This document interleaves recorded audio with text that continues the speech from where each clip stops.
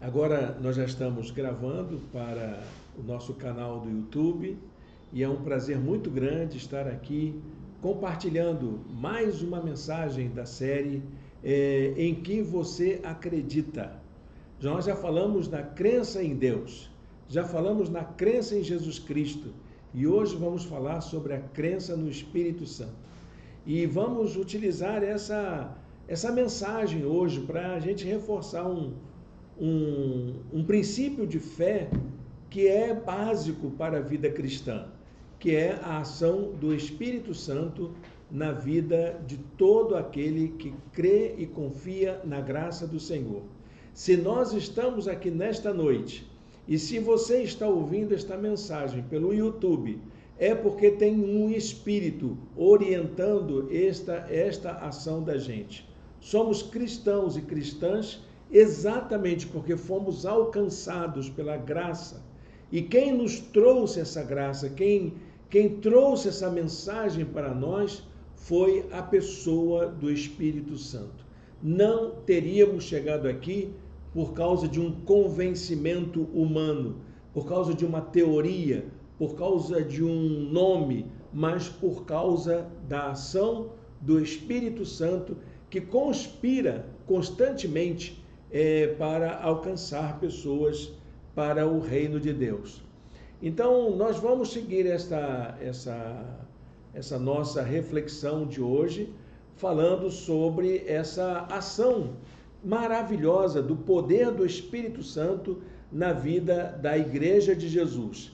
Vamos então passar para a leitura do texto bíblico que vai servir de base para a nossa meditação. É o texto de 2 Coríntios, capítulo 3, versículo de número 17, que diz assim: Ora, o Senhor é o Espírito, e onde está o Espírito do Senhor, aí há liberdade. Esse é um dos textos mais elucidativos da ação do Espírito Santo. O Espírito Santo não estabelece nenhuma regra, nenhuma obrigação, ele nos chama a um exercício de escolha e de liberdade. É ele que nos convence da justiça, do juízo, como disse Jesus. E nós vamos meditar nesta expressão, nesta mensagem de hoje. Curiosamente, o credo apostólico que estamos seguindo tem como terceira declaração importante essa afirmação pura e simplesmente. É interessante que, quando ele fala de Deus Pai, ele discorre uma frase completa. Quando fala do Espírito Santo, é quase que um parágrafo inteiro, um conjunto de frases. Mas, quando fala do Espírito Santo, ele diz apenas: creio no Espírito Santo. Somente isso. O credo apostólico afirma que o Espírito Santo é uma realidade e eu creio nela. Como que ele é, como que ele age, como que ele faz, como que ele me alcança, como que ele faz parte da minha vida. O credo não explica isso. Mas eu posso entender que a partir desta convicção da existência, da realidade do Espírito Santo, existe um aspecto que precisa ser lembrado. O Espírito Santo é apresentado em toda a Bíblia como a presença viva e dinâmica de Deus entre nós. Quando a gente sente a presença de Deus entre nós, quando a gente percebe esse mover de Deus entre nós, na verdade, quem está agindo é a pessoa do Espírito Santo. É Deus através do Espírito Santo. Quando eu me sinto movido para me aproximar de Jesus, não é da pessoa de Jesus que eu deixo entrar no meu coração, mas é através da presença do Espírito Santo em mim. É assim que a Bíblia diz para nós. Deus Pai, Deus Filho, Deus Espírito Santo estão atuando de tal forma que é através da presença viva do Espírito Santo entre nós que nós percebemos quem Deus é, quem Jesus Cristo é e o que é a obra que Ele quer realizar na nossa vida. Por isso que Jürgen Moltmann, como eu citei agora há pouco, estava comentando com vocês, usa essa expressão. Ele é o Espírito de vida, como diz em João capítulo 6, verso 63. O Espírito dá vida, ele fornece vida.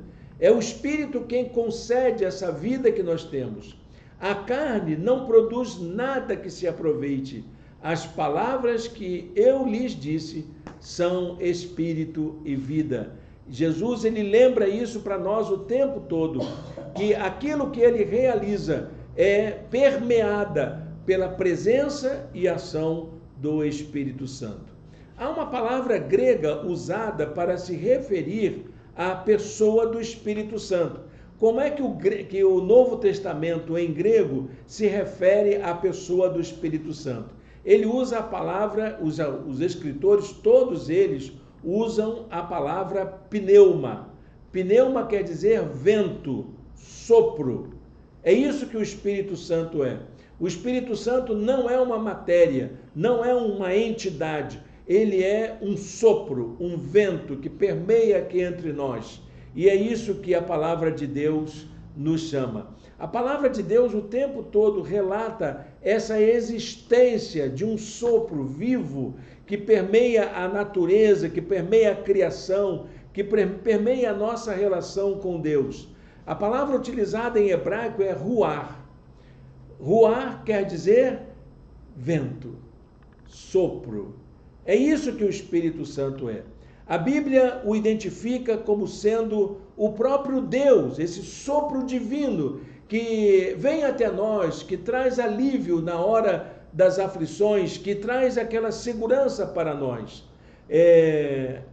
Nós encontramos em 1 Coríntios, capítulo 2, verso 11, Paulo dizendo o seguinte: pois quem dentre os homens conhece as coisas do homem, a não ser o espírito do homem que nele está? Da mesma forma, ninguém conhece as coisas de Deus, a não ser o Espírito de Deus. É ele que traz essa noção que a gente tem de que há alguém que se importa conosco, há alguém que está trabalhando por nós, há alguém que tem uma promessa futura, há alguém que restaura nossa esperança. É o Espírito que fortalece essa convicção dentro da gente, sabermos que alguém está trabalhando incansavelmente por aqueles que confiam na graça e na promessa divina. Mas não somente a gente não pode se sentir assim, meio que orgulhosos, achando que só nós somos alcançados pelo Espírito Santo. O Espírito Santo alcança a criação inteira, todas as pessoas. Ele está querendo tocar no coração de todas as pessoas, até mesmo daquele ateu mais convicto que possa estar nos ouvindo. O Espírito Santo é apresentado na Bíblia como a terceira pessoa da Trindade, formando uma unidade com o Pai e com o Filho. Eu gosto de uma expressão da teologia tradicional que diz que Deus, Pai, Filho e Espírito Santo formam uma unidade tão perfeita que é como que se eles estivessem juntos dançando uma mesma melodia. De tal maneira, a gente quando vê aqueles espetáculos de dança, né, teatral, e vê os atores se interagindo em cena como se fosse um corpo só. E é lindo aquilo, né? É essa a visão que essa parte da teologia tem da ação do Espírito Santo, em que Deus Pai, Deus Filho e Deus Espírito Santo agem em perfeita harmonia. Agora, uma coisa que a gente precisa reforçar, gente, que acho que isso é importante a gente dizer, acho que tem um equívoco aí no nosso tempo. O nosso tempo é o tempo do Espírito Santo. Nunca se falou tanto do Espírito Santo quanto nos séculos 20 e 21. Foi exatamente Calbart, na sua teologia, ele diz isso. Ele diz que o século 20 é o século do Espírito Santo. O século 20 já ficou para trás. Mas quando começou-se a falar mais enfaticamente sobre a presença e ação do Espírito Santo, não mais se parou de falar sobre isso. Nós descobrimos o quanto nós precisamos, quanto nós carecemos da ação do Espírito Santo. E uma coisa que precisa ficar bem clara: a presença do Espírito Santo na nossa vida, na vida da igreja, na vida do mundo, não está sob o controle de nenhum grupo religioso. Eu acho engraçado isso porque até a Kézia estava falando com a gente semana passada que ela tem uma parente que diz que Igreja Batista não tem o Espírito Santo. Você já ouviu falar essa crítica por aí? Já ouviu, Cristina? Crente batista é frio, não tem o Espírito Santo. Olha, meu querido, se você é dessa pessoa que pensa desse jeito, eu digo para você com a Bíblia: o Espírito Santo não é propriedade de nenhum grupo, de nenhuma religião, de nenhuma denominação. Ele não pertence a nenhuma doutrina, nem atua conforme determina qualquer grupo religioso. O Espírito Santo age como ele quer. Quem disse isso? Jesus. Ele diz que esse vento que é o Espírito Santo sopra onde quer. Você o escuta, mas não pode dizer de onde vem nem para onde vai. Assim acontece com todos os nascidos do Espírito Santo. E só somos cristãos, só entendemos a graça salvadora de Jesus por causa dessa ação do Espírito Santo. Como que ele faz isso? Gente, isso não é para a gente explicar aqui. Não é para a gente ficar fazendo conjectura, porque foi assim, foi assado, que tem que ter tal bênção, que tem que ter tal manifestação, que tem que ter sinal, que tem que ter prodígio. Essa não é a doutrina da Bíblia. A doutrina da Bíblia é de que o Espírito faz do jeito que ele quiser.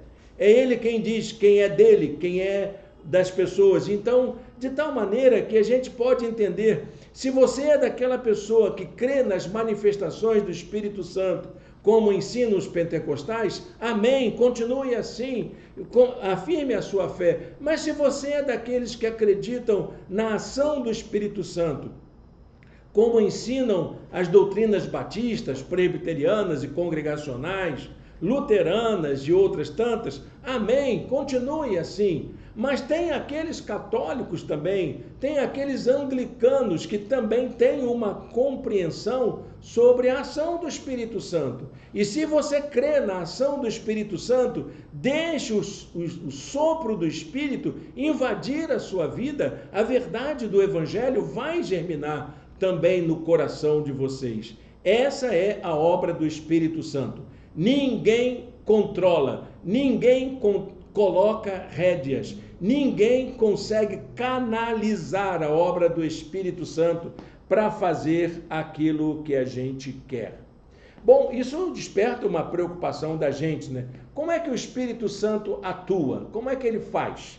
Bom, eu tenho encontrado na Bíblia 3 coisinhas que são peculiares dessa maneira do Espírito Santo agir. Como é que 3 coisinhas são essas? Primeiro, ele age por vontade própria.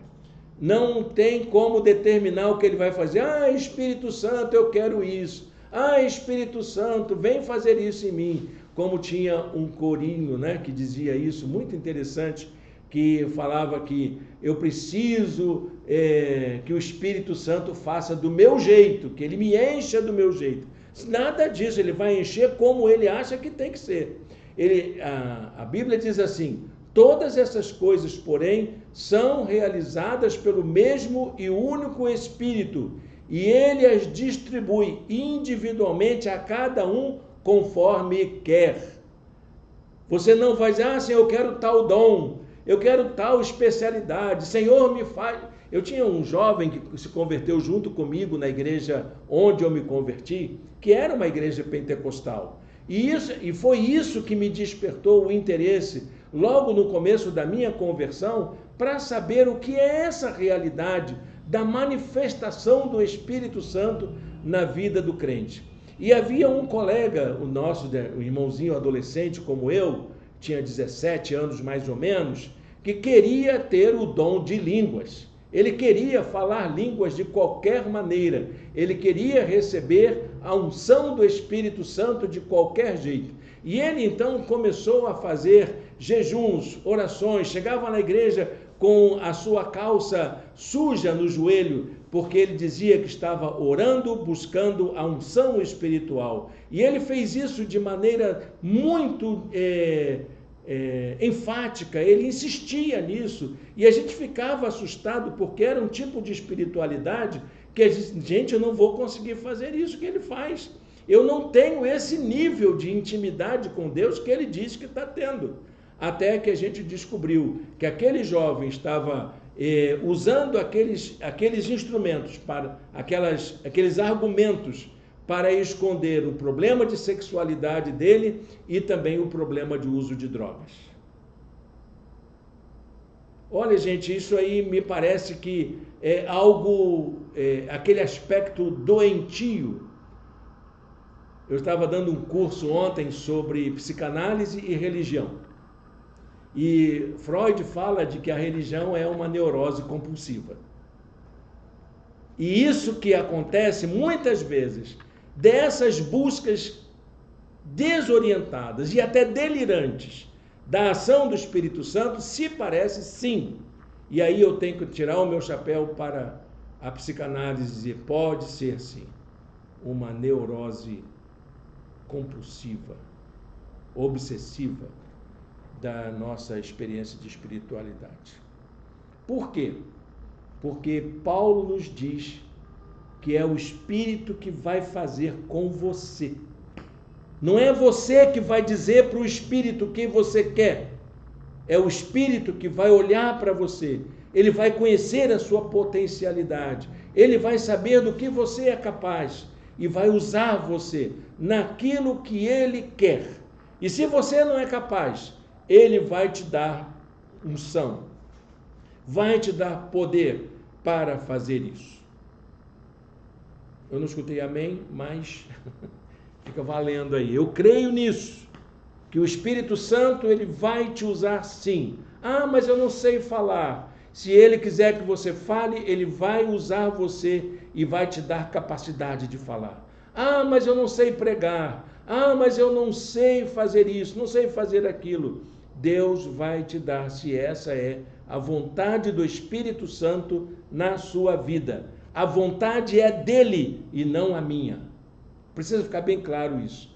Ele só age segundo a sua própria vontade. Deu para entender isso aí, gente? Acho que eu fui meio enfático assim, mas acho que é isso aí. Em segundo lugar, o Espírito Santo sempre age para nos consolar. Ele é chamado de consolador e vamos ver daqui a pouco isso. Porque o Espírito Santo sempre age preocupado com as nossas aflições humanas. Ele sabe que nós somos frágeis. Ele sabe quais são os nossos pontos fracos. Ele sabe onde a gente vai tropeçar. Ele sabe onde você vai cair, meu irmão, minha irmã. Ele sabe onde isso vai acontecer. Por isso, ele sempre trabalha para poder cuidar da gente quando a gente sofre as nossas aflições. Está aflito? Pode ter certeza. Tem um Espírito intercedendo por você. Tem um Espírito chorando por você agora. Está doendo? Você caiu, você tropeçou, pecou. Tem um Espírito chorando por você nesse momento. Precisa ser dito isso. O Espírito Santo não nos abandona, nunca, mesmo que a gente abandone a Ele. Você negou Deus, você não quer mais saber de Deus, tem um Espírito chorando por você. Pode ter certeza disso. Romanos capítulo 8, 26. Da mesma forma, o Espírito nos ajuda em nossa fraqueza, pois não sabemos como orar, ou orar como convém, como diz outra tradução. Mas o próprio Espírito intercede por nós com gemidos inexprimíveis. Por isso que eu repito aqui, está aflito, está passando por dor, está sofrendo, meu irmão, está sofrendo, minha irmã, está passando por perseguição, está enfraquecido na fé, tropeçou, caiu, pecou, pode ter certeza, pode receber isso na sua vida como promessa. O Espírito Santo agora, nesse momento, está intercedendo por você, e chorando por você. Isso é maravilhoso, eu amo saber disso. Amo essa verdade que a palavra de Deus nos diz. Todas as vezes. Eu também tenho as minhas fraquezas. Eu também tenho as minhas angústias. Eu também passo por aflições. Às vezes eu sinto vontade de desistir também, mas eu sempre lembro que tem um Espírito intercedendo por mim. Pode ser que todo mundo se volte contra mim, mas eu sei que o Espírito Santo nunca, jamais me abandona. E ele faz isso por você também, faz isso por cada um de nós. E em terceiro lugar, o Espírito Santo é sensível às nossas necessidades. Ele sabe o que você precisa, viu? Meus irmãos, minhas irmãs, ele sabe o que a gente precisa. Ele sabe que nós somos pessoas carentes. Ele sabe o que está fazendo falta na nossa conta bancária. Ele sabe que a gente precisa de trabalho, de renda. Ele sabe que a gente precisa de paz. Ele sabe o que o mundo precisa nesta hora. Mas olha, meu querido, minha querida, anote isso no seu caderninho. O Espírito Santo não é um arrombador de portas. Ele só vai agir onde a gente abre a porta para ele. Ele não vai invadir a sua vida. Ele não vai desrespeitar a sua liberdade de escolha. Ele não vai infligir a sua individualidade. Ele vai agir na medida em que a sua fé, a sua abertura for dada para a ação dele. Efésios capítulo 4, 30. Ele pede para a gente fazer isso. Paulo dizendo, não entristeçam o Espírito Santo. Ele já está triste demais por você, meu irmão, minha irmã. Ele já está chorando por você, então não entristeça mais ainda. Abre espaço para ele na sua vida. Abre sua guarda. Abre as portas do seu coração. Deixe o Espírito Santo de Deus agir por você. Entrega tudo nas mãos dele. Não entristeçam o Espírito Santo de Deus, com o qual vocês foram selados para o dia da redenção. São três coisas que o Espírito Santo está fazendo por nós. Ele está fazendo aquilo que ele quer. Ele está preocupado com você. E ele sabe do que você precisa. Tudo que você precisa fazer agora é abrir a guarda para ele. A ação do Espírito Santo pode ser percebida desde a criação, em tudo que existe na natureza, tudo que envolve a vida, nós conseguimos perceber a ação do Espírito Santo. Na ação social, nas pessoas que carecem de consolo, de cuidado, nas situações de violência, nas situações de desigualdade social, em tudo o Espírito Santo está presente. É possível ver a presença do Espírito Santo, esperando que haja espaço para que ele haja e faça a sua vontade prevalecer naquele momento. Jesus deu ao Espírito Santo a designação de um advogado de defesa. A palavra que Jesus utiliza na sua promessa de enviar o seu Espírito é a palavra paráclito. Então, algumas vertentes teológicas, em vez de usar a palavra Espírito Santo, usa a palavra paráclitos, no plural mesmo, que é uma palavra grega que significa alguém que se coloca ao lado de quem precisa de auxílio. Por que Jesus chamou o Espírito Santo de Paráclito? Porque ele viu os seus discípulos tristes quando ele disse que ia embora, que ia morrer, que ia deixar este mundo. Eles, não, eu não vou deixar vocês órfãos, eu vou mandar alguém que vai ficar ao lado de vocês para ajudá-los. Olha que tanta palavra ele usou, ele só usou uma palavra. Ele disse, eu vou mandar o Paráclito. Quem é o Paráclito? É esse alguém que vai estar ao lado de vocês para auxiliá-los. Essa palavra, ela é traduzida para o português como consolador, em muitas traduções, na maioria das traduções. Em algumas você vai encontrar a tradução ajudador. E na versão que nós utilizamos em nossa igreja, tem a palavra conselheiro. É isso que é o Paráclito. Ele é esse alguém que está aí perto da gente, está aqui conosco nesse momento, para nos amparar, para dizer para a gente, olha, você veio aqui triste, abatido, a você que está aí na sua casa ouvindo esta mensagem, ele está dizendo para você, eu estou aqui do seu lado, eu estou junto com você para te aconselhar, para te consolar, para te fortalecer, para te encorajar, para te ajudar. A palavra que é utilizada por Jesus é exatamente essa, em João capítulo 14, verso 26. Mas o conselheiro, Paráclitos, o Espírito Santo, que o Pai enviará em meu nome, lhes ensinará todas as coisas e lhes fará lembrar tudo o que eu lhe disse. Vocês vão perceber que não estão sozinhos, que eu, o Pai e o Espírito trabalhamos juntos para estar ao lado de vocês.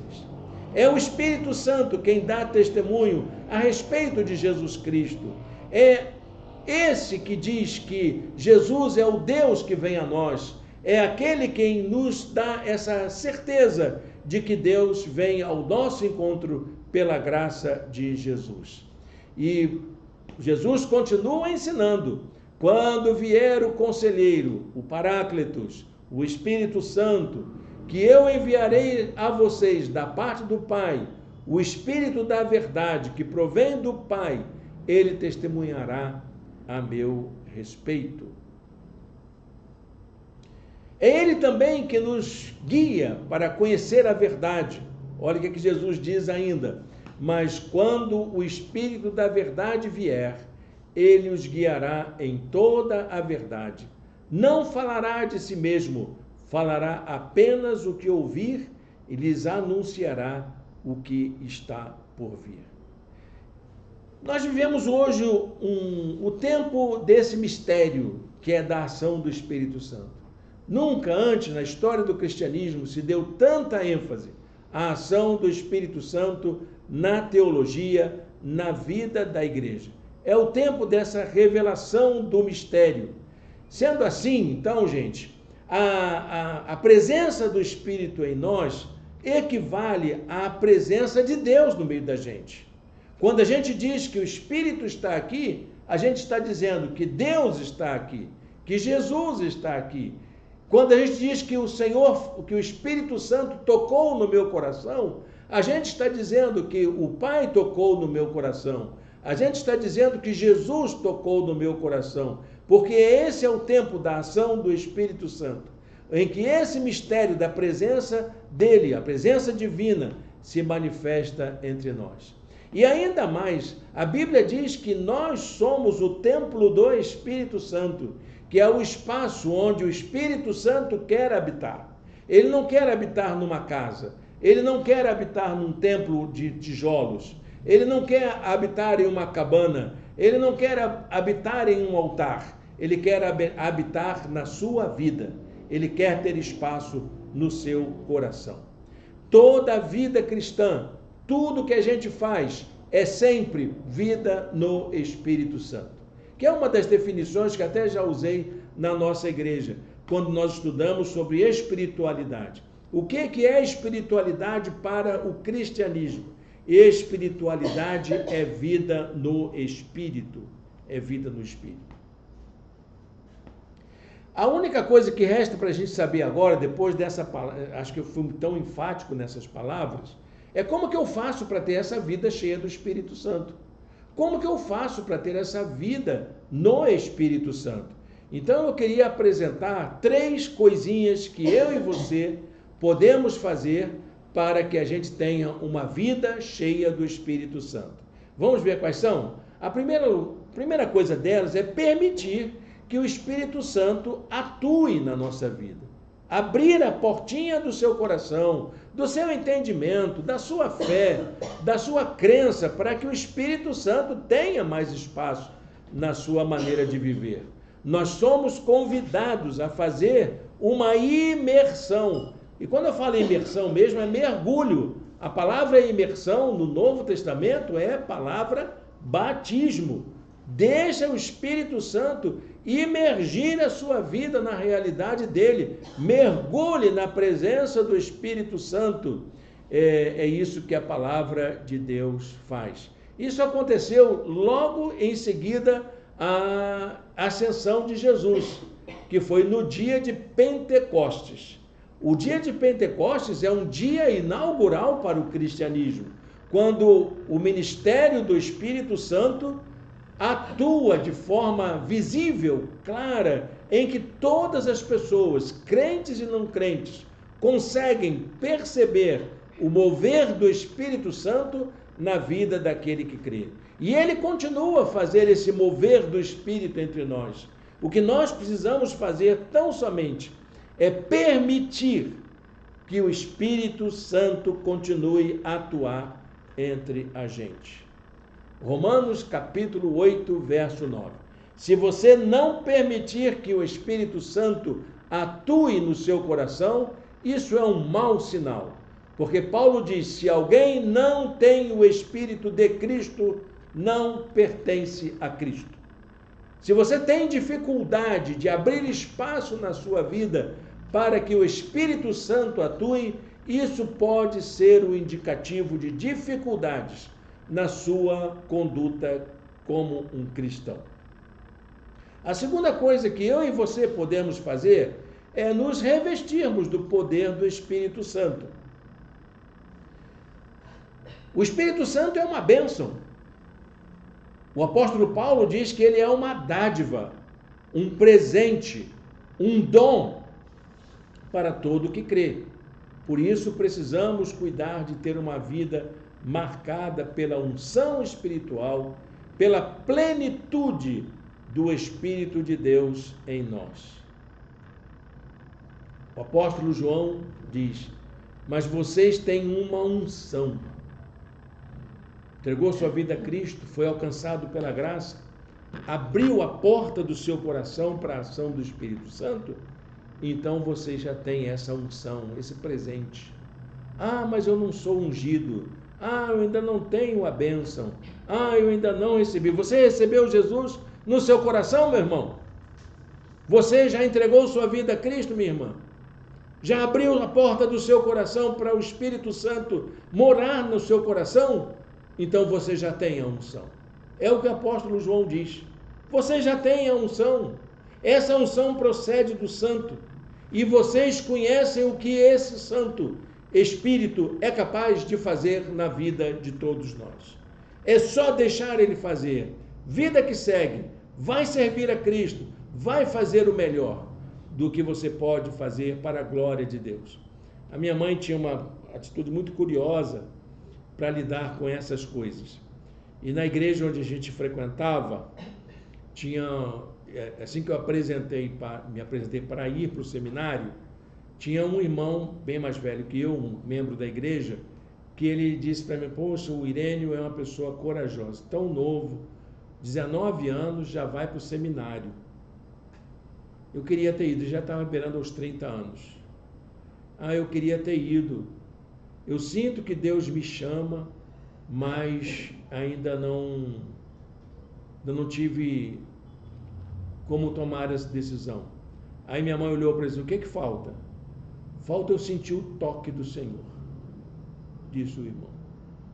Aí a mãe olhou para ele assim, que toque você está esperando? Que toque é esse? Você quer um cutucão ou quer um empurrão? Como é que você acha que o Espírito Santo toca? Te dando um tropicão? Dando um pescotapa em você? É isso que você acha que o Espírito Santo faz? Você acha que ele vai te empurrar? Você acha que vai te levar na mãozinha lá para o seminário? Essa decisão é tua. Ele já tocou no teu coração. O toque você já tem. A bênção você já tem. A unção você já tem. É você que tem que fazer o resto.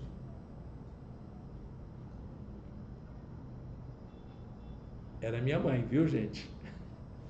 Desculpa aí, a dona Terezinha já está na glória, mas lembrar dela numa situação dessa faz muita pena, né? Eu sei que o irmãozinho foi para o seminário, fomos juntos, ele foi para um outro seminário, mas começamos exatamente juntos, no mesmo ano. Ele foi consagrado primeiro para trabalhar em Minas Gerais, e eu ainda demorei mais um pouquinho. Mas que bênção que tornou-se aquele irmão, quando ele percebeu que o toque do Espírito Santo já estava atuando na vida dele há muito tempo. E a terceira coisa que eu e você podemos fazer é experimentar uma vida de plenitude do Espírito Santo. Você sabe o que é uma vida de plenitude do Espírito Santo? É o objetivo da ação do Espírito Santo em nós. Quem é que tem essa plenitude? Olha, gente, eu ainda continuo perseguindo, viu? Eu confesso para vocês, eu quero ter uma vida de plenitude do Espírito Santo. Ainda não conheci nenhum pastor, nenhum homem de Deus, mulher de Deus, pastora, missionário, missionária, que eu possa dizer assim, aquela pessoa tem plenitude espiritual mesmo. Mas eu posso garantir que todas aquelas pessoas que estão realizando grandes coisas no reino de Deus são pessoas que buscam a plenitude do Espírito. Como é que elas fazem isso? Elas fazem buscando a presença do Espírito Santo permanentemente em sua vida, corrigindo os rumos, orando, buscando forças em Deus, preparando-se em conhecimento, estudando a palavra. É isso que faz uma vida cheia do Espírito Santo. A plenitude é isso. A plenitude é o estado completo, cheio. Nem o apóstolo Paulo disse que tinha alcançado. Ele disse, nem eu alcancei isso. Lá em Filipenses, né? O objetivo de termos uma vida cheia do Espírito Santo é nós estarmos sempre prontos para fazermos a vontade de Deus. Colossenses capítulo 3, verso 1. Portanto, já que vocês ressuscitaram em Cristo, entregou sua vida a Cristo, meu irmão, minha irmã, então procure as coisas que são do alto, onde Cristo está sentado à destra de Deus. Se você é uma pessoa que busca, que se prepara, que tem uma vida de oração, que disciplina a sua vida para se tornar uma testemunha fiel da graça de Deus no seu coração, pode ter certeza, meu irmão, minha irmã, você não vai ficar ocioso ou ociosa no reino de Deus. Deus vai usar você. Deus quer pessoas que o busquem. Ele não quer pessoas perfeitas, porque ele sabe que essas pessoas não existem. A perfeição só vamos alcançar lá no céu. Para a gente concluir essa palavra, deixa eu acrescentar uma informação sobre a obra do Espírito Santo. Se nós pudéssemos aqui resumir a obra do Espírito Santo, vamos fazer aqui um fechamento da nossa compreensão doutrinária como igreja. A nossa igreja, que é batista, que é tida como tradicional, essa igreja que todo mundo diz que é aquela tipo de igreja que não tem Espírito Santo. Vamos fazer um resumo do que é a obra do Espírito Santo. Segundo essa natureza que a gente descobre nas Escrituras sobre o Espírito Santo, nós poderíamos dizer que ter uma vida cheia do Espírito Santo é fazer Deus presente entre nós. Esse é o trabalho do Espírito Santo. O trabalho do Espírito Santo é fazer Deus presente em sua vida. É fazer com que as bênçãos de Deus venham até você. Quero deixar com você um versículo de Romanos capítulo 8, verso 11, que diz assim: e se o Espírito daquele que ressuscitou Jesus dentre os mortos habita em vocês, aquele que ressuscitou a Cristo dentre os mortos também dará vida aos seus corpos mortais, por meio do seu Espírito que habita em vocês. Amém? Deus abençoe a sua palavra e que nós possamos ter a coragem de abrir espaço para o Espírito Santo na nossa vida cotidiana. Feche seus olhos, fale com Deus nesta hora. Senhor Deus e Pai, muito obrigado por esta palavra. Muito obrigado, ó Deus, pela mensagem que emana das Escrituras, nos chamando para uma vida de compromisso com a ação do Espírito Santo entre nós. Obrigado, ó Deus, porque o Senhor nos consola, o Senhor nos encoraja, o Senhor nos fortalece através da ação do Teu Espírito. E que nós possamos, ó Pai, todos nós, tanto que estamos aqui, quanto aqueles que nos ouvem através da internet, que todos nós possamos, ó Deus, abrir espaço para o Teu Espírito em nossa vida, em nome de Jesus. Amém. Amém, meus irmãos? Estamos chegando então ao final dessa parte do nosso culto, que é a mensagem que a gente grava para depois postar na internet. E quero convidar você para conhecer a nossa igreja, visite o nosso blog, se inscreva no canal, curta essa transmissão, curta também as outras mensagens que você pode explorar em nosso canal. E se você quiser nos conhecer, coloca aí no comentário que você gostaria de estar conosco e a gente vai conversar na internet. Deus o abençoe, Deus a abençoe. Tenha um domingo, um restinho de domingo de paz na presença do Senhor.